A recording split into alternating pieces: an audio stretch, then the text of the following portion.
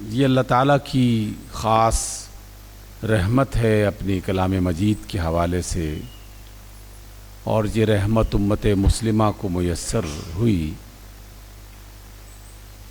کہ ان آیات پر جب بھی غور کیا جائے تو اپنے حالات کے مطابق، اپنے زمانے کے مطابق کچھ نہ کچھ نئی بات سوچنے کو مل جاتی ہے، کچھ نہ کچھ کرنے کے لیے نئے راستے کھلنا شروع ہو جاتے ہیں۔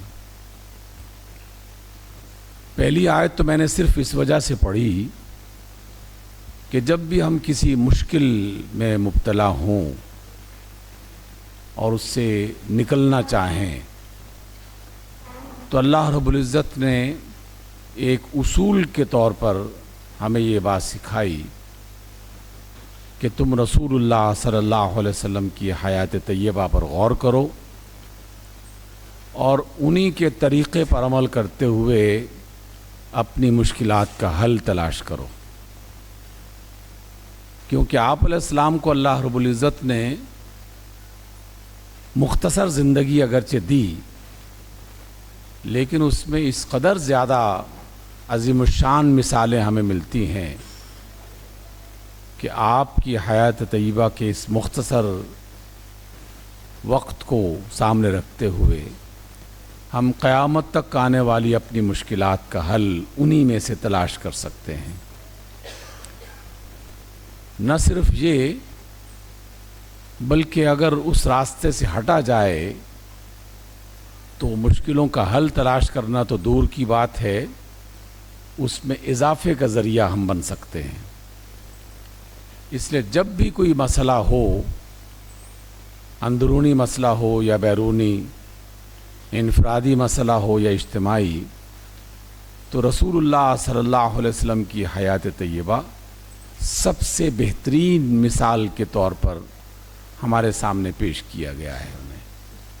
اس لیے فرمایا کہ لَقَدْ كَانَ لَكُمْ فِي رَسُولِ اللَّهِ أُسْوَةٌ حَسَنَةٌ۔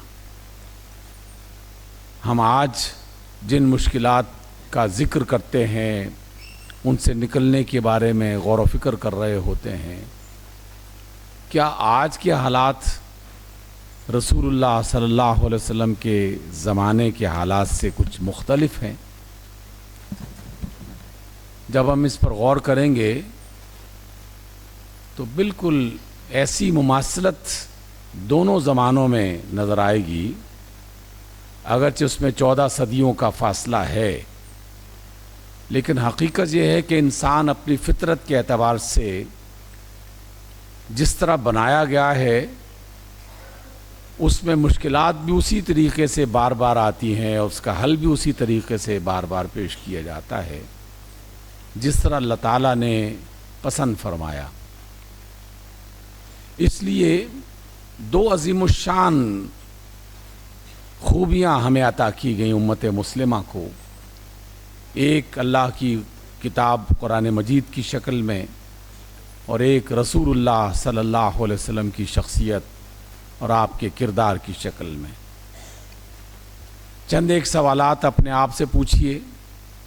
آپ اپنے بچوں کو کئی بار یہ سکھا چکے ہوں گے کہ جب بھی سیرت کے بارے میں تقاریب ہوتی ہیں، تقریریں لکھی جاتی ہیں، بچوں کو سکھایا جاتا ہے، تو بیشتر تقریبات میں اس بات کا ذکر سننے کو ملتا ہے کہ جب آقا رحمت علیہ الصلوۃ والسلام کی بعثت ہوئی تو حالات بہت خراب تھے۔ جیسے ہم آج کل سنتے ہیں نا کہ پاکستان ایک نازک موڑ پہ کھڑا ہے اور 70 سال سے نازک موڑ پر ہی کھڑا ہے، ہم اس موڑ کو مڑنے کی کوشش بھی نہیں کر رہے اور ہمیشہ اسی بات کا واویلا کرتے ہیں کہ حالات بہت خراب ہیں۔ تو یہ آج کی بات نہیں ہے، قدیم زمانے سے ایسا ہی چل رہا ہے، بلکہ اس سے بھی زیادہ پرانے زمانے میں چلے جائیں تو اس میں بھی ایسا ہی تھا۔ 2-3 چھوٹی چھوٹی سی مثالیں پہلے، امام شافعی رحمۃ اللہ علیہ وہ اپنے زمانے کے حالات کا شکوہ کرتے ہوئے یہ سنائی دیتے ہیں کہ آج کل حالات بہت خراب ہو چکے ہیں، اور جو شیر ہے وہ تو جنگلوں میں بھوکا مر رہا ہے یا بھوکے مر رہے ہیں، اور ہرنوں کا گوشت ہے نا وہ کتے کھا رہے ہیں۔ تموت الاسد فی الغابات جوعا وتأکل الکلاب لحم الغزال۔ تو گویا کہ انہیں بھی اس بات کا اندازہ تھا کہ حالات ویسے نہیں ہیں جیسے ہونا چاہیے۔ رسول اللہ صلی اللہ علیہ وسلم کی سیرت کا ذکر کرتے ہوئے سننے کو ملتا ہے کہ بچیوں کو زندہ دفن کیا جاتا تھا، قبائل کی باہم لڑائی اور جنگ و جدال، ایک جنگ معمولی سے واقعے پر شروع ہوتی 50 سال تک اور 100 سال تک جاری رہتی۔ خانہ کعبہ میں ننگا طواف کیا جاتا، اور اس طرح کی ایک لمبی فہرست، قتل و غارت گری، چوری چکاری، قافلوں کو لوٹنا، یہ سب موجود تھا، جو آج بھی ہم جس کا شکوہ کرتے ہیں اور جس کا ذکر کرتے ہیں۔ قبائلی تعصب، امیر غریب کے درمیان میں جھگڑے، کالے گورے کے درمیان میں نفرتیں، قبائل کے درمیان میں نفرتوں اور عصبیات کا ایک لمبا سلسلہ، یہ سب چیزیں رسول اللہ صلی اللہ علیہ وسلم کی بعثت کے زمانے میں موجود تھا، اور ہم اکثر اس کا ذکر کرتے رہتے ہیں۔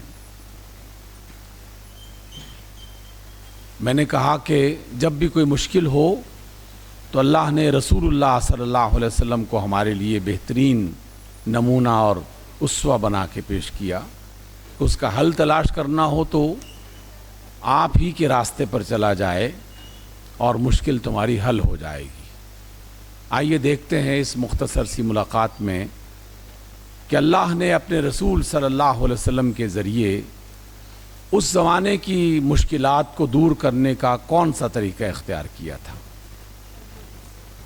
آپ یہ بھی جانتے ہیں کہ سب سے پہلی وحی جس کی میں نے 2 آیتیں آپ کے سامنے تلاوت کی، وہ آپ علیہ السلام کو جب عطا کی گئیں، وحی کا سلسلہ شروع ہوا، پھر دوسری وحی، پھر تیسری وحی، پھر چوتھی وحی، یکے بعد دیگرے آپ ابتدائی دور کی مختلف جو آیات ہیں، جو صورتیں نازل ہوئیں، ان کا مطالعہ کرنا شروع کر دیں تو حیرت ہوگی کہ اللہ نے ان تمام آیات میں کسی برائی کا، کسی گناہ کا ذکر تک نہیں کیا۔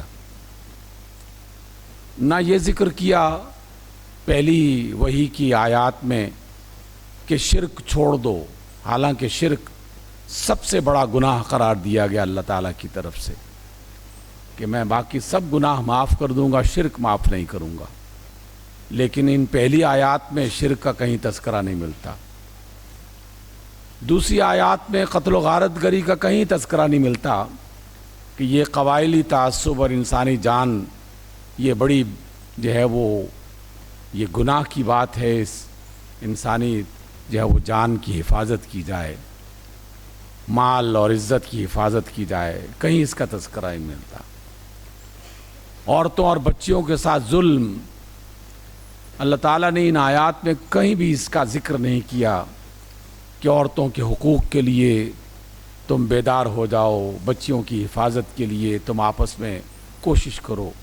اس طرح کی تمام چیزیں ان آیات میں آپ کو نظر نہیں آئیں گی، کیونکہ اللہ نے جو طریقہ تجویز کیا، رسول اللہ صلی اللہ علیہ وسلم نے جس کو اختیار کیا، وہ تھا اقرأ بسم ربک الذی خلق۔ اس کا مقصد یہ تھا کہ انسان کو اگر تبدیل کرنا ہے تو سب سے پہلے اس کے شعور کو بیدار کیا جائے، اس کے اندر کی دنیا کو بہتر بنانے کی کوشش کی جائے، اس کے خیالات، اس کی نیتیں، اس کے ارادے جو دکھائی نہیں دیتے لیکن وہ موجود ہوتے ہیں انسان کے اندر، تو تبدیلی کا آغاز انسان کے اندر سے کیا جائے۔ اللہ رب العزت نے اپنے رسول صلی اللہ علیہ وسلم کے ذریعے اسی راستے کا انتخاب کیا ہے۔ اور آپ تمام اساتذہ بالکل اسی راستے پر چلنے والے وہ لوگ ہیں جو بچوں کے شعور کو بیدار کر کے اس کی تربیت کر کے اسے بہتر بنانے کی کوشش کرتے ہیں. اور مجھے یقین ہے کہ آپ میں سے بہت سارے اساتذہ وہ بہترین مثالیں بن چکے ہوں گے کہ آپ کے شاگرد اپنی مجالس میں آپ کا نام لے کر ذکر کرتے ہوں گے کہ یہ چیز ہم نے فلاں استاد سے سیکھی تھی، فلاں موقع پر ہمارے استاد نے یہ کام کیا تھا، فلاں موقع پر ہمارے استاد نے یہ بتایا تھا. تو آپ اسی راستے پر چلتے ہوئے اس کام کو کرنا چاہتے ہیں. اس وجہ سے پہلا نقطہ اپنے ذہن میں پختہ کر لیجئے کہ جس راستے کے آپ مسافر ہیں، جو کام آپ سر انجام دے رہے ہیں، یہ رسول اللہ صلی اللہ علیہ وسلم کا اور آپ سے پہلے تمام انبیاء کا اولین کام تھا جس کو آپ لوگوں نے پورا کرنے کا بیڑا اٹھایا ہوا ہے اور جس کو آپ کر رہے ہیں. اب یہ کام جتنے اچھے انداز میں کیا جائے، جتنے بہتر طریقے سے کیا جائے گا، اتنا ہی پر اثر ہوگا، اتنا ہی بہتر ہوگا. شعور کو بیدار کرنا یہ سب سے پہلا زینہ ہے، سب سے پہلا قدم ہے. اگر یہ تبدیل نہ کیا جائے تو انسان کبھی بھی کسی بڑی تبدیلی کا خواب نہیں دیکھ سکتا، کسی بڑی تبدیلی کو اپنے سامنے وہ نہیں دیکھ سکتا. اس اعتبار سے اللہ رب العزت نے اس کا آغاز کیا. جب اس کا آغاز کیا تو شعور کو بیدار کرنے کے لیے 3-4 چیزوں کا ذکر کیا ہے ابتدائی وحی کی آیات میں. سب سے پہلا لفظ جو آپ لوگوں نے ہمیشہ کہا، سنا، بتایا، سکھایا، لیکن مجھے گمان ہے کہ اس لفظ کا صحیح معنی پہنچانے کے لیے ابھی مزید اس کی ضرورت ہے کہ اس پر غور کیا جائے، اس پر توجہ دی جائے. اکثر کہا جاتا ہے کہ اسلام علم کی ترویج کے لیے بہت زور دیتا ہے، اسی وجہ سے تو اقرا سے آغاز کیا گیا ہے. اور اقرا معنی ہے، اس کا معنی ہے پڑھو.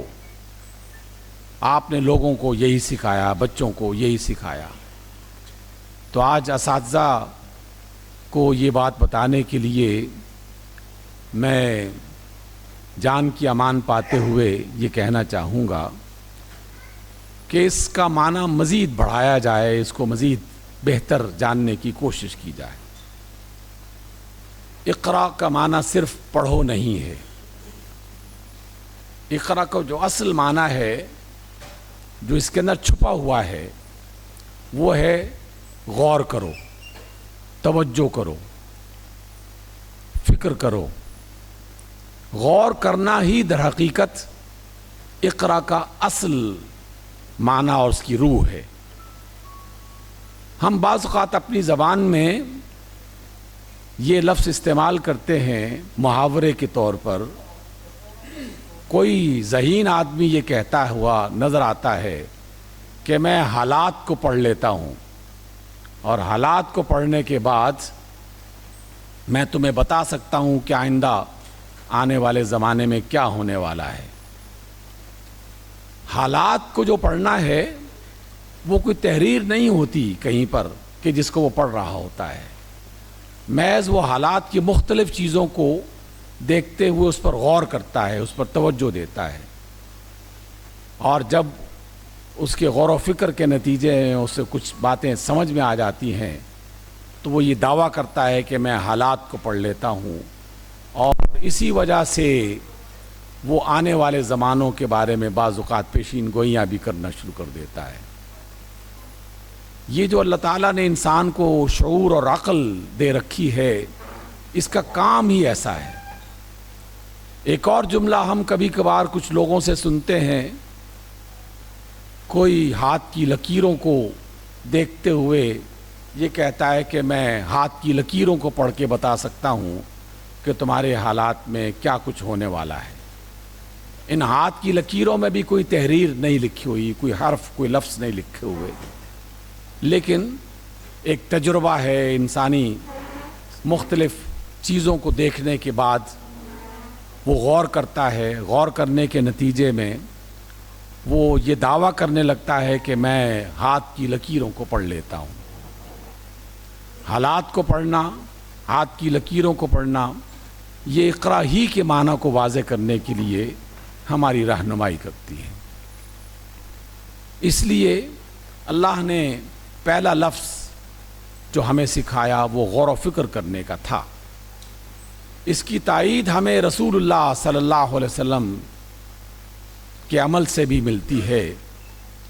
احادیث میں غار حرا کے بارے میں یہ ذکر ملتا ہے کہ آپ صلی اللہ علیہ وسلم کچھ زمانے کے لیے غار حرا میں گوشہ نشین ہوئے اور وہاں وہ عبادت کیا کرتے تھے،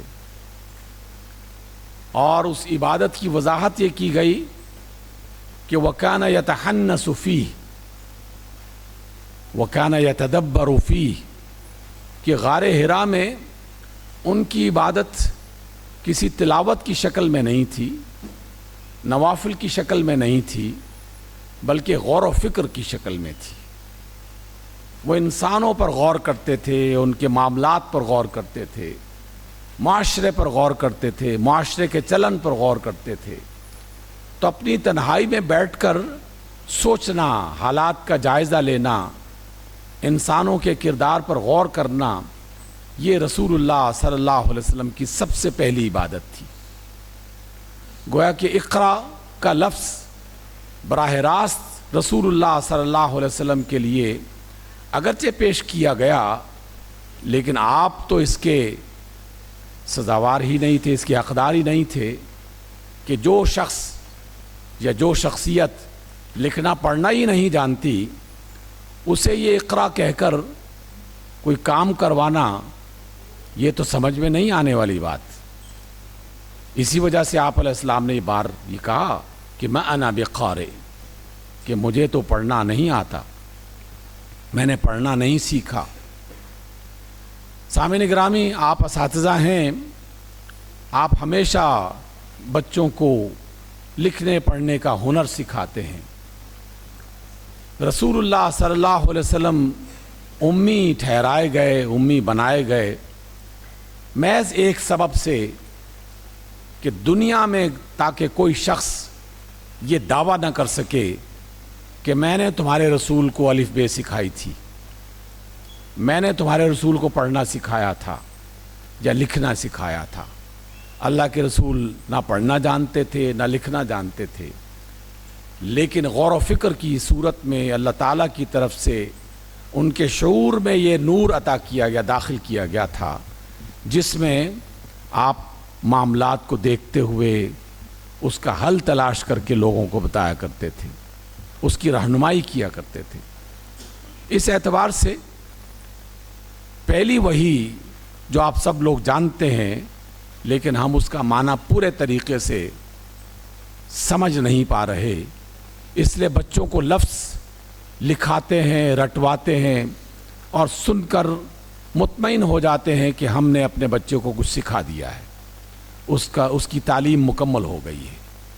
حالانکہ جس بچے کا شعور بیدار ہو جائے، غور و فکر کی اسے عادت پڑ جائے، چیزوں کو دیکھ کر اس کی اندرونی کیفیت کو وہ محسوس کرنا شروع کر دے اور اس میں سے نتائج اخذ کرنا شروع کر دے، تو در حقیقت تعلیم کا سلسلہ وہاں سے شروع ہوتا ہے۔ اسی وجہ سے رسول اللہ صلی اللہ علیہ وسلم کا ایک معروف جملہ ہے، آپ نے اپنے اللہ سے کہا کہ اللہ مجھے اشیاء کی نہیں، اشیاء کی حقیقت کا علم عطا فرما۔ اشیاء کا علم ہم اساتذہ عام لوگ بتاتے رہتے ہیں کہ یہ فلاں چیز ہے، اس کا یہ کام ہے، یہ یوں بنتی ہے، یہ کام کرتی ہے، لیکن اشیاء کی حقیقت اس کو جاننا یہ اللہ تعالیٰ کا خاص انعام ہوا کرتا ہے، جو اللہ نے سب سے پہلے اپنے رسولوں کو عطا کیا، پھر اس کے بعد بڑے بڑے فلسفیوں کو عطا کیا، پھر بڑے بڑے سائنسدانوں کو عطا کیا، جو صرف چیز کو نہیں دیکھتے تھے، اس کی روح تک پہنچنے کی کوشش کرتے تھے۔ اس لیے اللہ رب العزت نے شعور کو بیدار کرنے کے لیے پہلی وحی اتاری۔ اس کے ساتھ ایک دوسرا لفظ پہلی ہی آیت میں شامل کر دیا گیا کہ جب تم غور و فکر کرنے لگو تو چیزوں کے ظاہر کو مت دیکھو صرف، بلکہ ان کے باطن میں اترنے کے لیے ایک ایسا نام اپنی فکر میں، اپنی سوچ میں، اپنے ذہن میں داخل کر دو، اپنی نیتوں میں شامل کر دو کہ جس نام کی بنیاد پر آپ کو چیزوں کی حقائق اور حقیقتوں کا پتہ چلنا شروع ہو جائے، اور وہ نام ان چیزوں کے خالق یعنی اللہ رب العزت جسے رب کہا گیا ہے، وہ اس پہلی آیت کا جز بنایا گیا۔ اقرأ بسم ربک، اپنے رب کے نام سے پڑھو۔ آپ جانتے ہیں کہ نام پہچان بنتی ہے ہر چیز کی، ہر کردار کی۔ میں اگر آپ کے سامنے ابھی ایک نام لوں اور آپ سے پوچھوں کہ اس کا مطلب کیا ہے اور اس سے مراد کیا ہے، تو فوراً آپ اس مراد تک پہنچ جائیں گے اور بتائیں گے کہ کرشن چندر یہ لفظ جس بندے کا ہے، یہ نام جس بندے کا ہے، وہ ایک ہندو فکر رکھتا ہے، بتوں کی پرستش کرتا ہے، اور اس کا بھگوان اس شکل کا ہے، اور اس کے نظریات یہ ہیں اور یہ کام کرتا ہے۔ حالانکہ یہ ساری چیزیں میں نے نہیں بتائیں، صرف نام لیا، لیکن نام لیتے ہی اس کی پوری شخصیت آپ کے سامنے کھل کر سامنے آ گئی۔ میں اگر سورن سنگھ کہوں تو اس کے سر پہ فوراً آپ کو پگڑی بھی نظر آ جائے گی، اس کے نظریات بھی سمجھ میں آنا شروع ہو جائیں گے، اس کی غرت کا بھی پتہ چل جائے گا، اور گرو نانک کا بھی فوراً ذہن میں تصور آ جائے گا۔ اور جب میں عبداللہ اور عبد الرحمن کا نام لیتا ہوں تو یہ محض نام لینے سے ہی اس کے عقیدے، اس کی عبادات، اس کے حلال حرام کا تصور یہ سامنے آنا شروع ہو جاتا ہے۔ تو اللہ تعالیٰ نے ہماری تعلیم اور تمام انسانوں کی تعلیم کے لیے جو طریقہ اختیار کیا وہ یہ کہ غور و فکر سے آغاز کرو، لیکن اس غور و فکر کا سب سے مرکزی کردار جس کو بنانا چاہیے وہ ہے تمہارا رب، تمام چیزوں کا خالق۔ اس لیے جس نے اپنے علم کا آغاز رب ذوالجلال سے کیا تو اس کا قبلہ درست ہو جاتا ہے۔ بدقسمتی سے اتنے برس گزر گئے، اتنی ہزاروں تعلیم گاہیں وجود میں آ گئیں، لاکھوں کی تعداد میں اساتذہ پڑھانے پر دن رات لگے ہوئے ہیں، لیکن ہم اپنی قوم کا قبلہ درست نہیں کر پا رہے، کیونکہ آغاز ہی میں ہم اس غلط فہمی کا شکار ہو گئے یا اس غلط راستے پر چل پڑے کہ جس میں چلتے چلتے یونیورسٹی تک جب کوئی بندہ پہنچتا ہے تو وہ اپنے رب کو پہچانتا نہیں ہے، حتیٰ کہ وہ اس بات کو بھی ماننے کے لیے تیار ہو جاتا ہے کہ یہ کائنات خود بخود بن گئی ہے، اس کائنات کا کوئی رب نہیں ہے، اس کائنات کو کوئی بنانے والا نہیں ہے، اور ایتھیسٹ بن کر لوگوں کے سامنے اپنا تعارف پیش کرتا ہے اور سوالات عجیب و غریب قسم کے اٹھاتا ہے کہ اچھا کیسے بنایا ہے، کس نے بنایا ہے۔ تو اس کا مطلب یہ ہے کہ قبلہ اگر درست ہوتا تو یہ سوال ہماری یونیورسٹیوں کے نوجوانوں کے ذہن میں کبھی بیدار نہ ہوتا۔ ہم نے اپنی تعلیم گاہوں کا قبلہ درست نہیں کیا۔ تیسری بات اللہ رب العزت نے اسی پہلی آیت میں فرمائی، اقرأ بسم ربک الذی خلق، خلق کا تذکرہ کرتے ہوئے انسانوں کو بتایا کہ تمہاری دنیا میں جتنی بھی یونیورسٹیاں، جتنے بھی کالجز، جتنے بھی اسکول ہیں اور جتنے بھی مضامین اس میں پڑھائے جاتے ہیں، ان تمام مضامین کا بنیادی تعلق اللہ تعالیٰ کی کسی مخلوق کے ساتھ جڑا ہوا ہے۔ اللہ کی خلق سے ذریعہ بناؤ، راستہ بناؤ، اللہ تعالیٰ کا تعارف اپنے ساتھ جمع کرو، اپنی نیتوں میں انہیں شامل کرو، اور پھر غور و فکر کی اس راستے پر چلتے ہوئے اپنی منزل کو آگے بڑھاؤ۔ اس لیے اپنے قبلہ درست کرنا یہ آپ کی اور ہماری ذمہ داری بنائی گئی اللہ کی طرف سے، اور رسول اللہ صلی اللہ علیہ وسلم نے اسی راستے کو اختیار کیا۔ دوسری آیت آپ کو سبھی کو پتہ ہے، خلق الانسان من علق. اللہ تعالیٰ نے پہلی وحی اس معاشرے میں آ رہی ہے کہ جس میں پورا مکہ بمشکل 9 افراد یا 11 افراد جس میں لکھنا پڑھنا جانتے تھے. لیکن اس ایسے معاشرے میں جس میں لکھنے پڑھنے کا رواج ہی نہیں تھا عمومی طور پر، ایک ایسی بات انہیں بتائی جا رہی ہے جس کو 14 صدیاں گزرنے کے بعد بھی پورے طریقے سے انسان نہیں سمجھ پایا، اور اس میں بہت ساری گتھیاں بھی سلجھانے کو باقی ہیں کہ انسان کو میں نے علق سے پیدا کیا ہے. حیاتیات کا پہلا سبق پہلی وحی میں اللہ رب العزت نے کسی بغیر وجہ کے نہیں بیان کیا ہے. یہاں سے ایک اور غلطی ہم نے کی اور بہت بڑے جرم کا شکار ہونے کے بعد ہم اپنی قوم کو، اپنے بچوں کو اور اپنے معاشروں کو 2 الگ الگ حصوں میں تقسیم کر چکے. گویا کہ اللہ تعالیٰ نے پہلی وحی کی 2 آیتوں میں پہلے دین کا تصور خدا کے تصور کے ساتھ، پھر انسان کی تخلیق کا وہ اصول اور وہ کلیہ بتا کر دنیا کا علم اس کا آغاز کیا کہ میں نے انسان کو علق سے بنایا ہے. اور علق کے بارے میں آپ سبھی جانتے ہیں کہ اس کی گتھیاں جیسے میں نے ذکر کیا ابھی الجھی ہیں، ابھی پورے طریقے سے سلجھی ہوئی نہیں ہیں.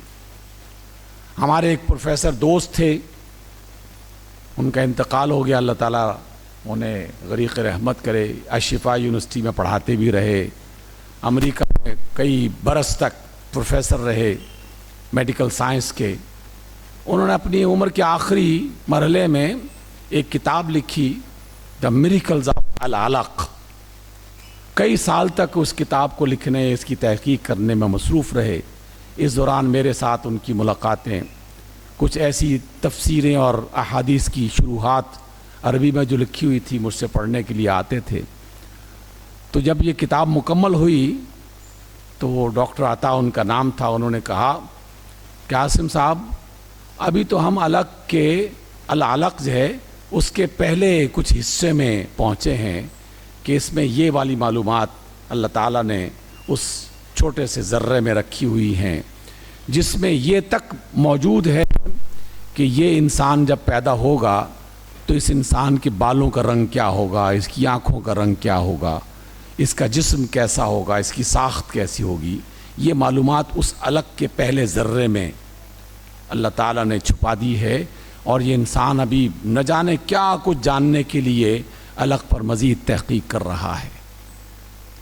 سوچنے کی بات یہ ہے کہ وہ معاشرہ جو جاہل ہے، لکھنا پڑھنا نہیں جانتا، جہاں سائنس کی الف بے ابھی وجود میں نہیں آئی، اس میں اللہ تعالیٰ نے یہ 2 چیزیں اکٹھی بیک وقت اللہ کا تعارف بھی پیش کیا جا رہا ہے، غور و فکر کے راستے پر بھی چلایا جا رہا ہے، اور انسان کی تخلیق کا اتنا بڑا اصول ان انسانوں کو سکھایا جا رہا ہے. آخر کوئی نہ کوئی وجہ تو ہوگی. اللہ تعالیٰ ہماری طرح بے ہنگم طریقے سے، الٹپ طریقے سے چیزوں کا اچانک آغاز نہیں کر لیتا کہ چلو فلاں چیز کر لو اور بعد میں سوچنے لگے کہ کس طرح کریں گے، اسباب کیسے ہوں گے، کون اس کو مکمل کرے گا، استاد کون ہوگا، سائنسدان کون ہوگا. یہ اللہ تعالیٰ کی سنت نہیں ہے. اللہ تعالیٰ کے ہاں ہر چیز مکمل سلیقے اور طریقے سے بنائی جاتی ہے. اس کے تمام ضابطے، اس کے تمام وسائل پہلے سے تیار ہوتے ہیں.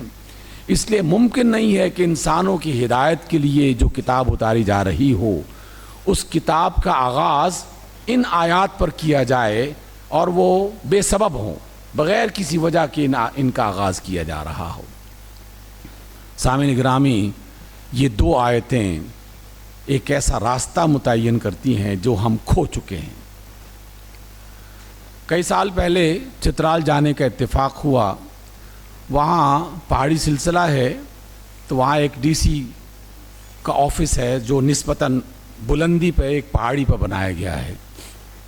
وہاں کھڑے ہوئے تو نیچے دریا چترال بہہ رہا تھا. دریا کے اس پار بھی کچھ پہاڑی سلسلے تھے. تو وہاں کھڑے ہو کے دیکھا کہ کچھ غاریں ہیں اور غاروں میں کچھ لوگ رہتے ہیں، باقاعدہ رہائش رکھی ہوئی ہے۔ میں نے پوچھا کہ ان غاروں میں یہ لوگ کیسے رہ رہے ہیں؟ تو اس نے بتانے والے نے کہ دریا کا پانی جب سیلابی شکل اختیار کرتا ہے تو یہ لوگ دریا کے اس نچلے والے علاقے سے اٹھ کر ان غاروں میں چلے گئے اور وہاں جا کے انہوں نے پناہ لی۔ پناہ لینے کے بعد آہستہ آہستہ ان غاروں میں رہنے کے عادی بن گئے، اس لیے اب یہ مستقل ٹھکانے انہوں نے بنا لیے ہیں۔ میرے ذہن میں اچانک ایک سیلاب کا منظر آ گیا۔ میں نے سوچا کہ اس دنیا میں اور ہم اپنے بر صغیر میں دیکھیں کہ انگریزوں کا ایک سیلاب آیا تھا جس نے ہمارے پورے معاشرے کو تل پٹ کر کے رکھ دیا تھا۔ تعلیم گاہیں ختم ہو گئی تھیں، بے شمار علماء قتل کر دیے گئے تھے اور ہر جگہ قتل و غارت گری کا ایک بازار گرم کیا گیا تھا۔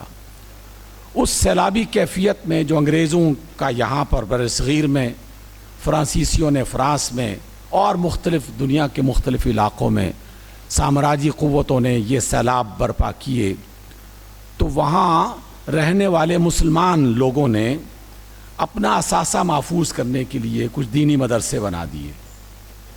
کسی کو قرآن حفظ تھا، اس نے قرآن حفظ کرنے کا ایک ادارہ بنا دیا۔ کسی کے پاس حدیث کا علم تھا، اس نے حدیث کا علم سکھانے کے لیے کچھ بچے اکٹھے کر لیے۔ تو جو تھوڑا بہت قرآن، حدیث، فقہ اس طرح کی چند چیزیں تھیں، ان کو محفوظ کرنے کے لیے تعلیم کا ایک سلسلہ شروع کر دیا۔ لیکن در حقیقت یہ تعلیم کے سلسلے اس سیلاب کو روکنے کے لیے یا نہیں تھا، بلکہ اس سے بچنے کے لیے یہ راستے اختیار کیے گئے تھے۔ لیکن اصل کیا تھا؟ اصل یہ تھا کہ محض سیلاب سے بچنے کے لیے یہ راستہ تو اختیار کیا گیا، لیکن آہستہ آہستہ یہی دینی مدرسے مستقل تعلیم گاہیں بن گئیں۔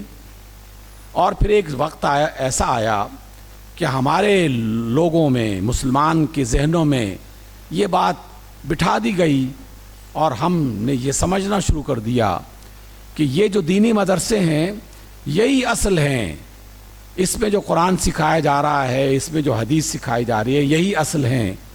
اس کی بنا پر ایک تفریق پیدا ہو گئی کہ دنیا کا علم حاصل کرنے کے لیے ادارے الگ بننا شروع ہو گئے، دین کا علم حاصل کرنے کے لیے مخصوص قسم کے ادارے بن گئے، اور یہ تقسیم بڑھتی چلی گئی۔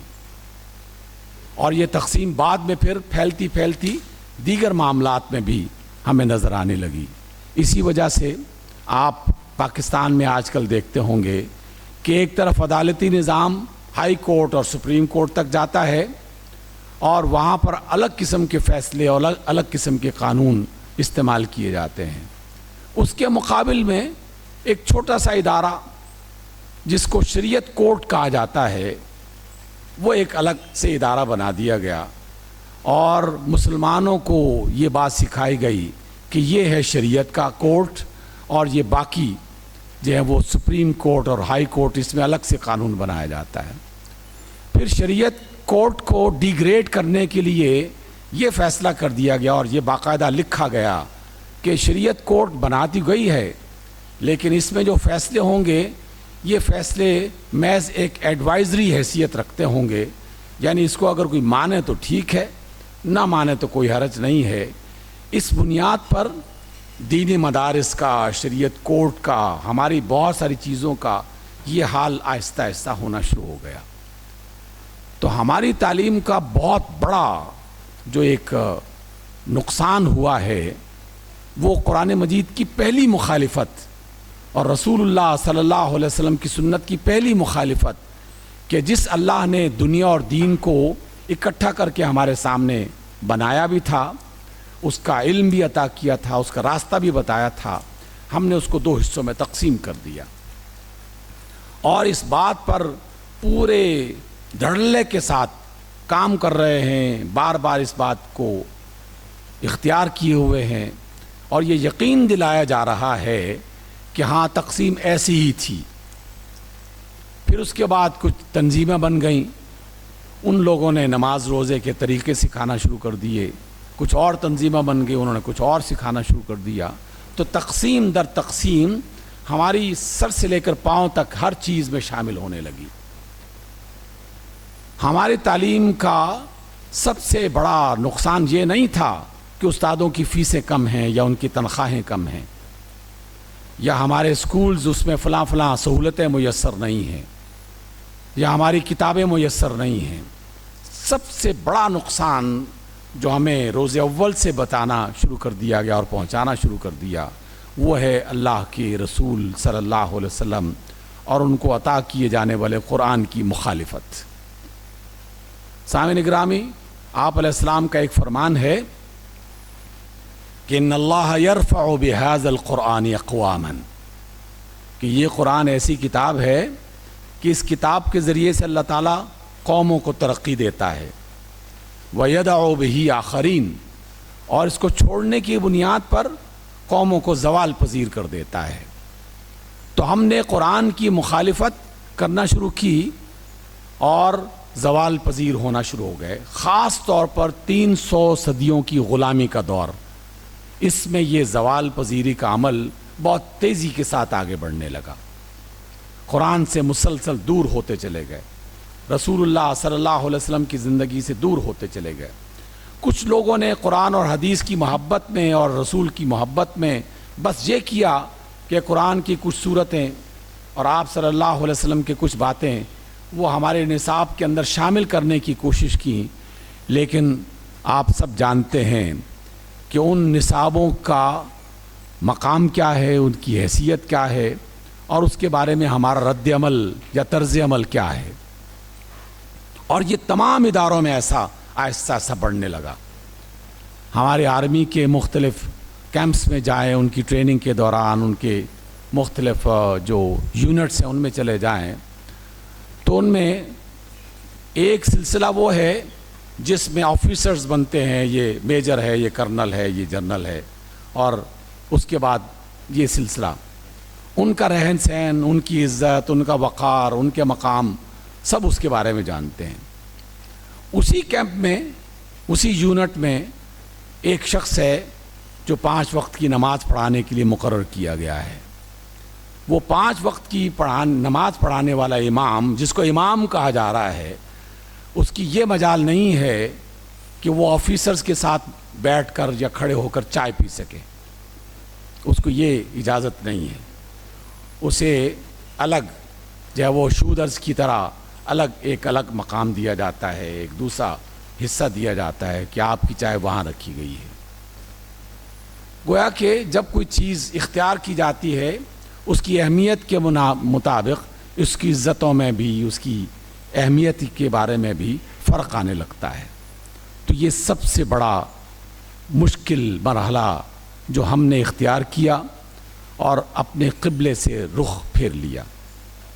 اس کو دور کرنے کے لیے اب چھوٹی چھوٹی کوششیں ہو رہی ہیں، لیکن یہ کوششیں یقیناً بہت زیادہ دیر تک نہیں چل سکتی. اس اعتبار سے سامعین گرامی، آپ میں سے جو لوگ بھی جو مضمون پڑھا رہے ہیں، فوری طور پر ایک عارضی حل کے لیے یہ طریقہ ضرور اختیار کیا جائے کہ جو اکنامکس پڑھا رہا ہے وہ اکنامکس پڑھائے، لیکن اللہ کے نام کو اس کا حصہ بنا دے، اس کے اندر شامل کرنے کی کوشش کرے. اقرا بسم ربک الذی پر باقاعدہ عملی طور پر کچھ نہ کچھ اپنا کردار ادا کرنے کی کوشش کرتا رہے. اس لیے جو بایولوجی پڑھائے تو بایولوجی پڑھائے، لیکن اس کے ساتھ ساتھ اقرا بسم ربک الذی خلق اس کو بھی کسی طریقے سے شامل کرنا شروع کر دے. گویا کہ اللہ رسول کی باتیں ہم الگ الگ حصوں میں کر تو رہے ہیں، لیکن اس کو باقاعدہ نیت میں شامل کرتے ہوئے زیادہ بہتر انداز میں آگے بڑھایا جائے. اصل اس کا حل تو یہ ہے کہ نظام تعلیم میں وہ ایسا طریقہ اختیار کیا جائے کہ اکنامکس پڑھانے والا صرف اکنامکس نہ پڑھائے بلکہ اسلامی اصولوں کے مطابق اسے بنایا جائے. اس کا سلیبس، اس کی کتابیں، اس کے استاد، ان کی ٹریننگ، پھر طلبہ تک یہ بات پہنچائی جائے گی تو طلبہ کے لیے کوئی الگ سے چیز نہیں پڑھنی پڑے گی. آج کا ابھی کل ہی میں نے سنا ہے کہ کل HEC کے چیئرمین آپ کے یہاں آئے ہوئے تھے. HEC نے ایک فیصلہ کیا ہے کہ قرآن کا ایک کورس تمام یونیورسٹیز میں لازم قرار دے دیا جائے، اور بیشتر یونیورسٹیوں میں چپکے سے یہ آواز بلند ہونا شروع ہو گئی ہے کہ جناب ہمارا طالب علم پہلے ہی بہت زیادہ برڈن کا شکار ہے، تو یہ آپ نے 3 کورسز اور شامل کر دیے ہیں، اس کو کیسے ہم مکمل کریں گے؟ اس لیے کہ یہ طریقہ اصل نہیں ہے، اگرچہ اس راستے پر چلنے کے لیے ایک محض اصول کے طور پر نہیں، طریقے کے طور پر اختیار کیا گیا ہے. سامعین گرامی، اس بنیادی اصول کو جب تک ہم نہیں سمجھیں گے یا اس بنیادی مشکل کی حقیقت کو نہیں پہنچائیں گے، اس وقت تک معاملات درست نہیں ہوں گے. اس لیے کہ ہم نے قرآن مجید کے تمام پاروں کو، اس میں آنے والی آیات کو ان 2 حصوں میں تقسیم کر کے رکھ دیا ہے. دین کے معاملات کچھ افراد کے سپرد کر دیے ہیں اور دنیا کے معاملات باقی ساری دنیا کے حوالے کر دیے ہیں. یہی سب سے بڑا جو ہے وہ بڑے خطرے کی بات ہے، یہی بڑی خرابی کی بات ہے. قرآن کی ایسی 20 آیتیں ذہن میں موجود ہیں، لیکن وقت کی قلت کے پیش نظر میں وہ آپ کی خدمت میں پیش نہیں کرتا. صرف ایک آیت سنا کے بات کو سمیٹنے کی کوشش کرتا ہوں، اور استادوں کو سمجھانے کے لیے کوئی لمبی چوڑی بات ضرورت نہیں ہے، محض اشاروں کے ذریعے سے بہت ساری باتیں سمجھ میں آ سکتی ہیں.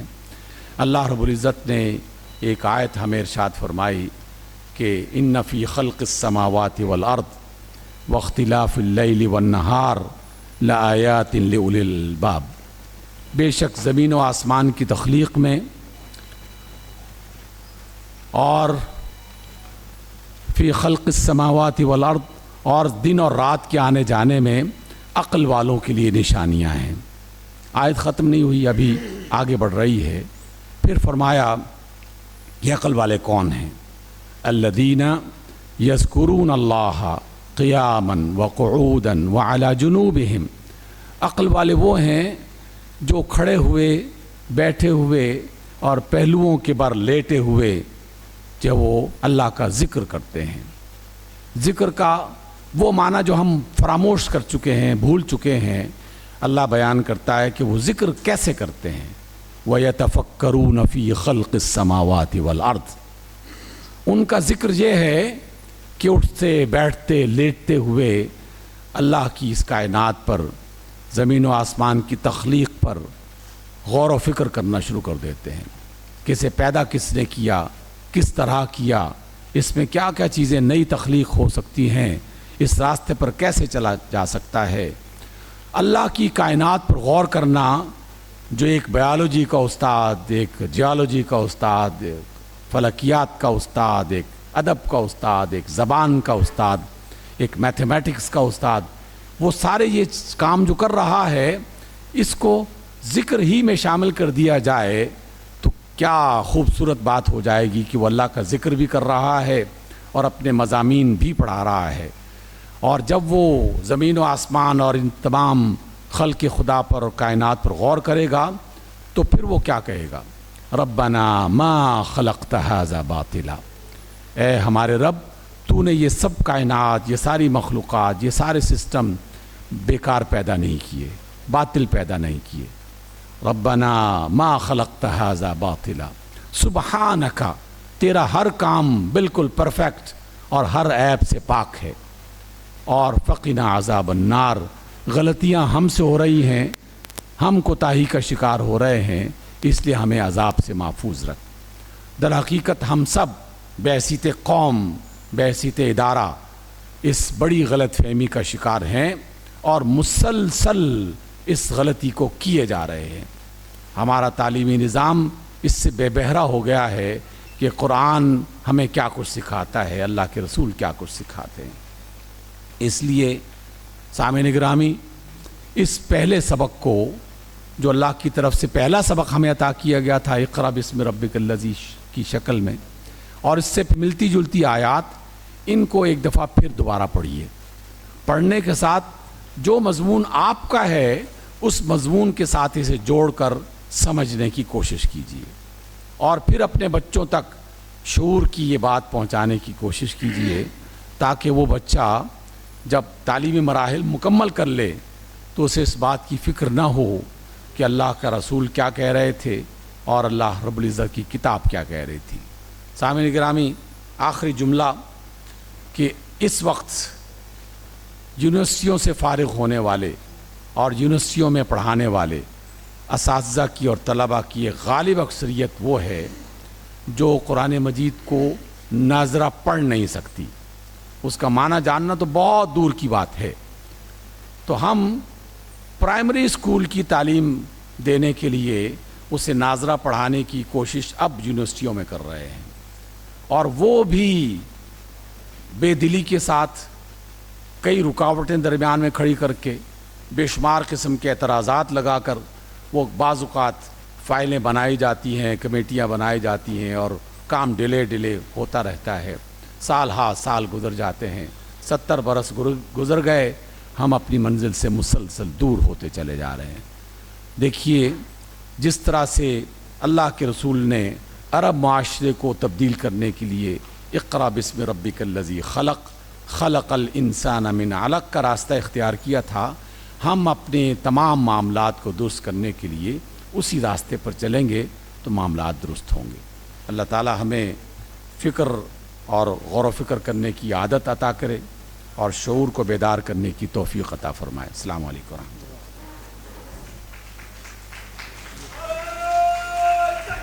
اللہ اکبر۔ یہ تھے محترم ڈاکٹر حبیب الرحمن صاحب، جس نے علم کی قرآن کی روشنی میں علم کی اہمیت کے بارے میں اچھی تفصیلی سے بتا دیا۔